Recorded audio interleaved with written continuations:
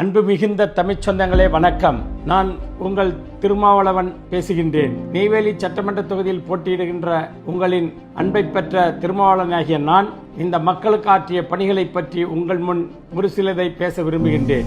ஒரு சீன நாட்டினுடைய பழமொழி, பசித்தவனுக்கு உணவை கொடுக்காதே, அவனுக்கு ஒரு தொழிலை கற்றுக்கொடு என்று சொல்லும். அதாவது பசித்தவனுக்கு மீனை கொடுக்காதே, மீன் பிடிப்பது எப்படி என்று கற்றுக்கொடு என்று.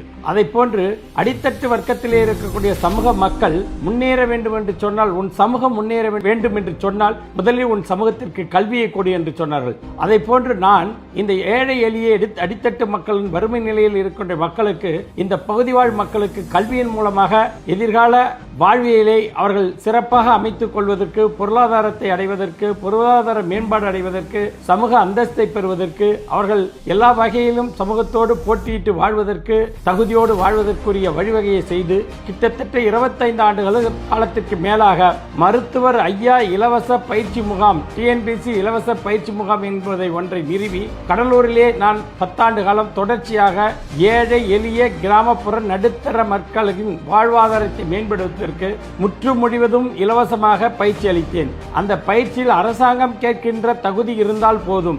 என்னிடம் பயிற்சி பெறுவதற்கு எந்த தகுதியும் அளவுகோலையும் நான் வைத்துக் கொள்வதில்லை. ஆனால் அங்கு வருகின்ற மாணவ செல்வங்களுடைய ஒழுக்கம் மட்டும் ஒரே நேர்த்தியாக கடைபிடிக்கப்பட வேண்டும் என்பது என்னுடைய வேண்டுகோள்.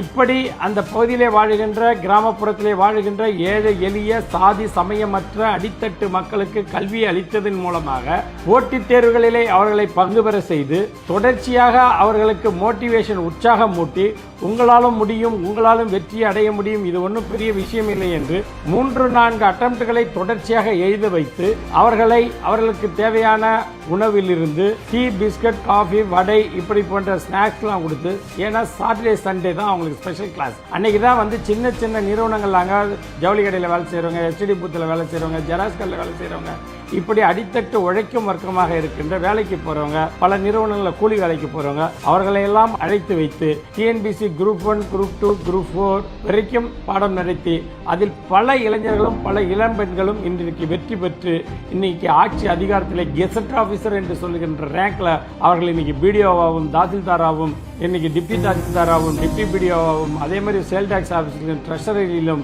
இருக்கக்கூடிய மெடிக்கல் சூப்பரிண்டென்டாகவும், பல துறைகளில், காவல்துறையில் ஜூனியர் அசிஸ்டன்ட், இப்படி விஓ, அதிகப்படியான விஓ, இப்படி பல துறைகளில் வெற்றி பெற்று இந்த மண்ணிற்கு அவர்களால் பெருமை சேர்க்கப்பட்டிருக்கின்றது என்றால் அது மிகையல்ல, இது உண்மை. இதை நான் பெருமையோடு சொல்லிக் கொள்வதில் பெருமிதப்படுகின்றேன்.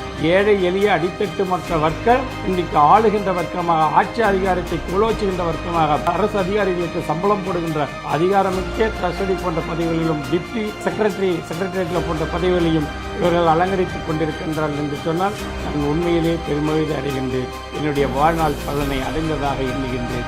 இதுதான் நான் இந்த சமூகத்திற்கு செய்த என்னால் முயன்ற, என்னால் முடிந்த சிறு பணி என்று சொன்னால் இதை குறிப்பிட்டு சொல்லலாம். நன்றி, வணக்கம்.